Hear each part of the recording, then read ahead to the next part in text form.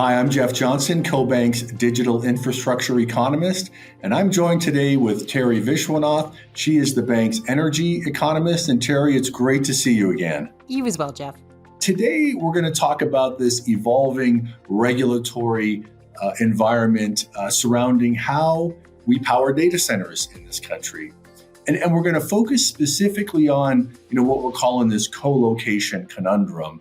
And that is, it's the challenge of data centers to be able to legally ring fence large, reliable sources of zero emitting power assets. Now, to provide a little bit of background here, on November the 1st, the Federal Energy Regulatory Commission rejected an amended interconnection service agreement amongst PJM, which is an independent system operator, Susquehanna Nuclear, the nation's sixth largest nuclear power plant, and PPL, Pennsylvania Power and Light, the transmission company that operates the high voltage power lines across Pennsylvania. So the purpose of that request was to further ramp down the power going out to the grid so that Susquehanna Power Plant could meet its contractual obligations to serve the co-located Amazon data center in Pennsylvania. So Terry, I got to admit, when we first talked about this FERC decision, it didn't really strike me immediately as one of those developments that we should put on our must-watch list or our to-do list. But I've come around. So roughly 2/3 of the U.S. power supply is managed by the nation's independent system operators, such as PJM, meaning that a significant portion of the nation's electricity is coordinated through these entities.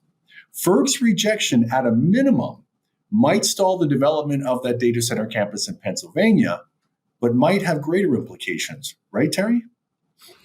Right. So, Jeff, this decision was a purely procedural result. It was a 2-1 decision with Commissioners Christie and See finding that PJM failed to justify the requested amendments.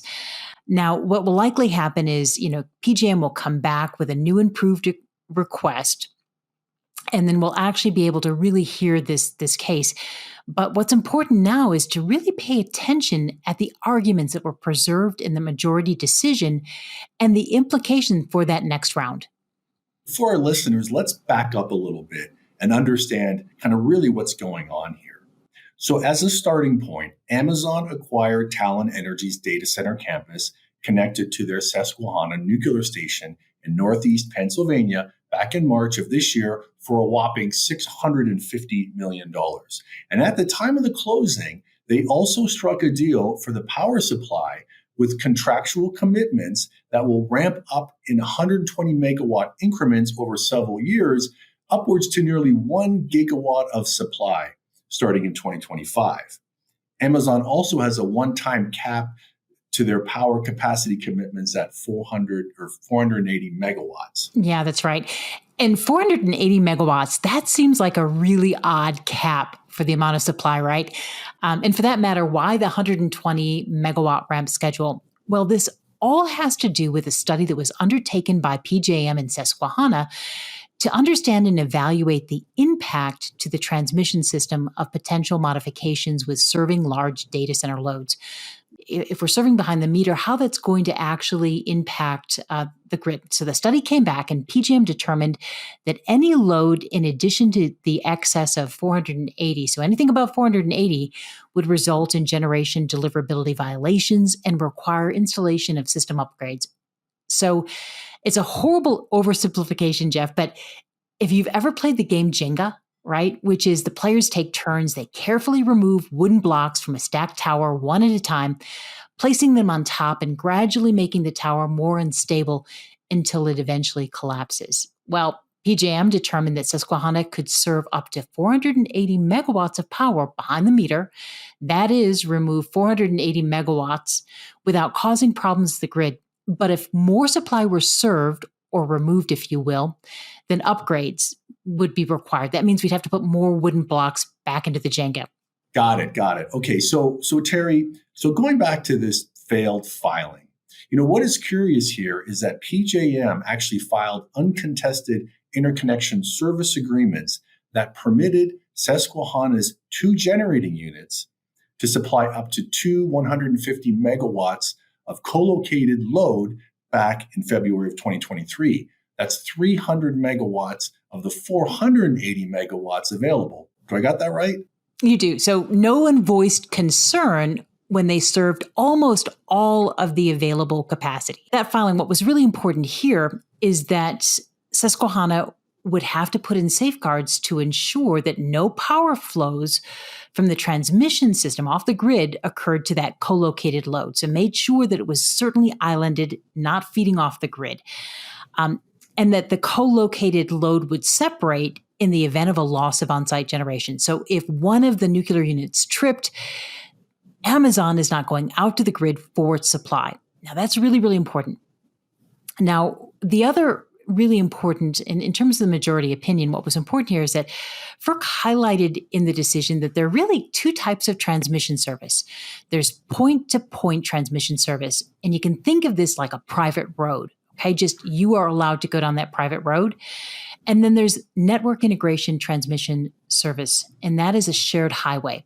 Now, network load on that shared highway gets a lot of benefits, like access to network power supply so that we can optimize the system. So we don't just choose the one that I'm immediately connected to, but I can serve off of any of these resources on the system. And it's the cheapest source, making the cheapest sources available. But in order to take that road, I'm going to incur a cost, a toll, if you will, for that shared road.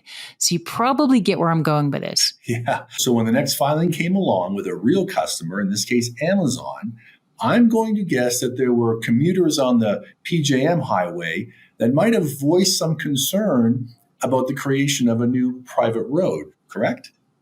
Absolutely. So we're oversimplifying with this analogy, but absolutely. In addition to the three primary parties to the case, that is the power plant owner, that's Talen Energy, the transmission owner, PPL, and Amazon, the customer, the intervener requests came in from AP, Exelon, Dominion Energy, Vistra, the New Jersey Board of Public Utilities, the Pennsylvania Public Utility Commission, the Maryland Public Commission, the Illinois Commerce Commission. Okay, you get the picture. The list of interveners actually filled a page of the majority decision, including a letter from the governor of Pennsylvania. Keep in mind that the relationship between a utility and its retail customer is really the state's purview. It's the state's jurisdiction here. Okay, so I'm guessing that the noisy grid participant feedback is where the FERC majority decision becomes an interesting read, right? Yeah, that's where it becomes juicy. So there's a section that's actually marked protest. It neatly breaks down kind of into two camps. There is Exelon and AP, and they're worried that this is not really a point-to-point transmission deal or private road, if you will, but perhaps just a scheme to avert paying system costs, as a grid-connected customer. And they make very specific arguments here. And they highlighted that, hey, the Susquehanna plant had an unplanned outage back in November 2023, but apparently no load was dropped off the system, meaning that that load was served from the grid. So they make an argument that, hey, there are grid benefits that are accruing to Amazon that they're probably not paying for. Exelon and AP also claim that Amazon will receive kind of two types of benefits from the transmission system. First, they argue that because the data center receives power from the Susquehanna nuclear power plant, and the Susquehanna nuclear power plant in return receives power from the transmission system, the grid system, the grid benefits that are received.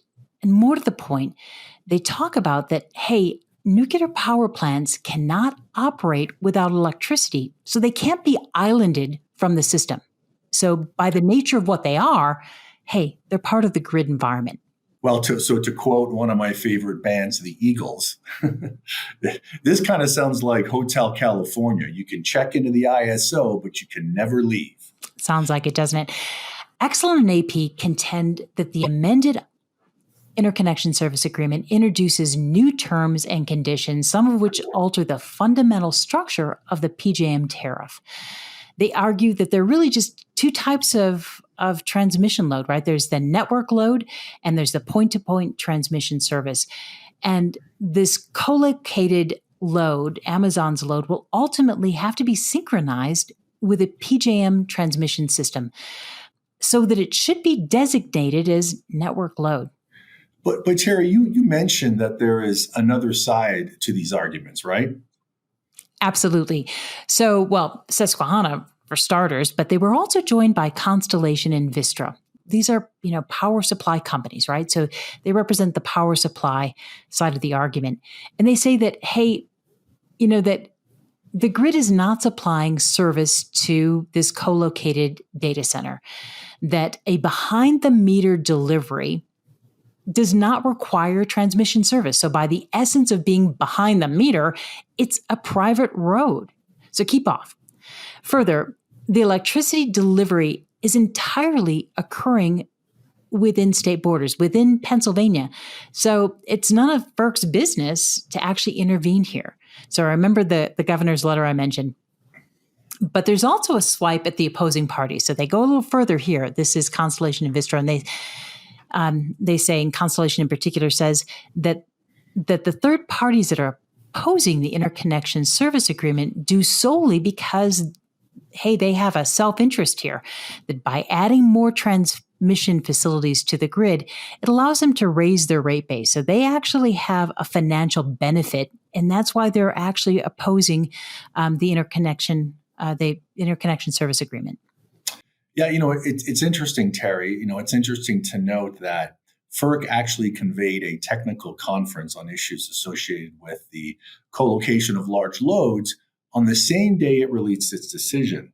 So coverage of that event mentioned that significant disagreements arose concerning cost allocation and the fairness of potential cost shifting from large load customers to residential ratepayers.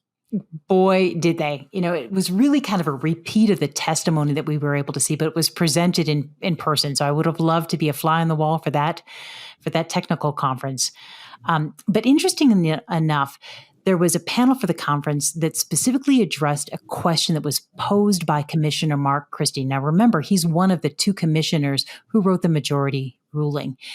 And they were asked whether co-located load should nonetheless bear the cost of relying on the transmission grid because of the reasons we stated.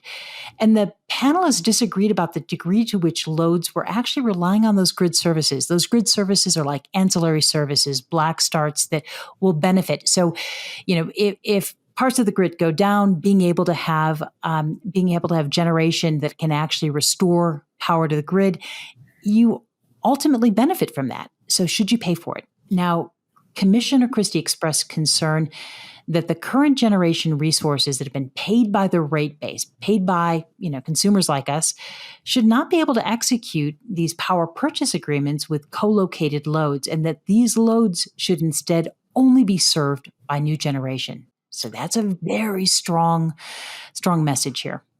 Interesting. Yeah, very interesting. So Terry, are we left with the possibility of another PJM submission in the new year? Jeff, that's what I think. So I think this was sort of a lead up to the big event. The big event will likely occur in 2025. And as we think about this, I think it's really important to keep in mind Chairman Phillips' dissent. He said that he would have actually accepted the amended interconnection service agreement, but would have required PJM to submit regular informational filings to provide transparency into the arrangement's operations over time. So what is actually occurring here? It allows us, we can take a look at what's really occurring in real time to figure out if the grid is actually providing benefits that are not being paid for. So it's kind of like a large pilot project, and that's kind of what he's recommending.